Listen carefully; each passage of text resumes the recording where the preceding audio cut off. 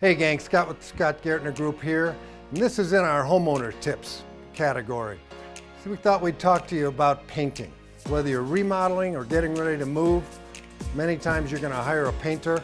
Here's the top 5 things we think you should think about before you do that. Come on and we'll talk about it.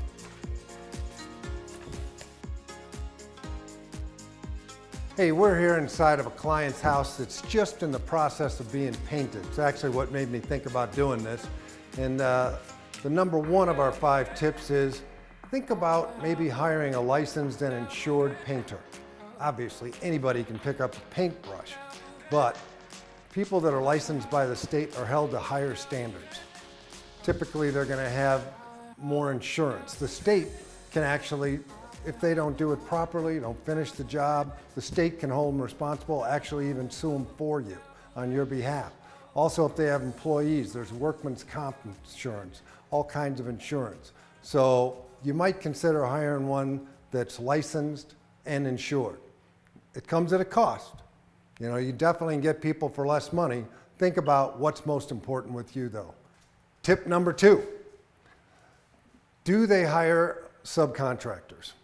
This can be important because many of them won't be doing, background checks on these people. They'll often be using day laborers, which can create issues for you.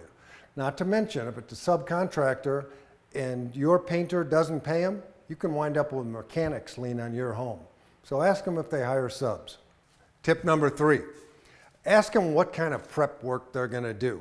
This really is all over the map. A good company will spend about 1/3 of their time prepping the house, getting the drywall, fixing the cracks, really cleaning things down to make sure that the paint sticks, that kind of thing.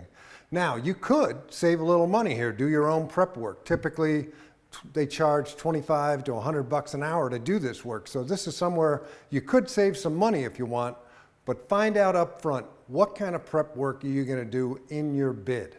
Tip number 4 is what are they going to do to prepare your house and protect it, and are they going to pay for their own supplies?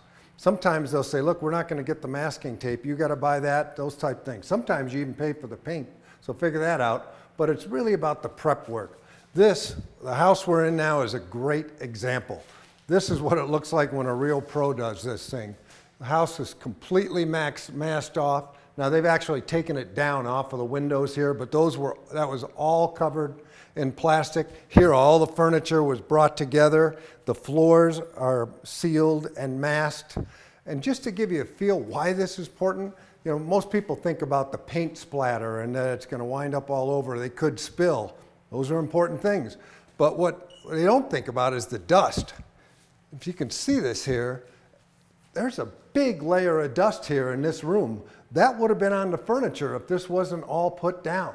So, you can get a painter that just uses newspaper and it'll probably be fine, but you're still going to have fine dust work you're going to clean up. And the most appropriate is really drop cloths in case that paint spills, because spills happen. So this is a big part of it. Get out up front. What are you going to do to protect my home and my belongings? Big tip number 4. Tip number 5, what kind of warranty are they going to give you?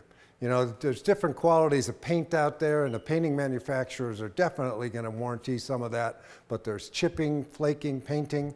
Typically, a good painter will give you a 1 to 3 year warranty on their work. So ask about that warranty. So those are 5 tips that we think will make a big difference for you if you're painting.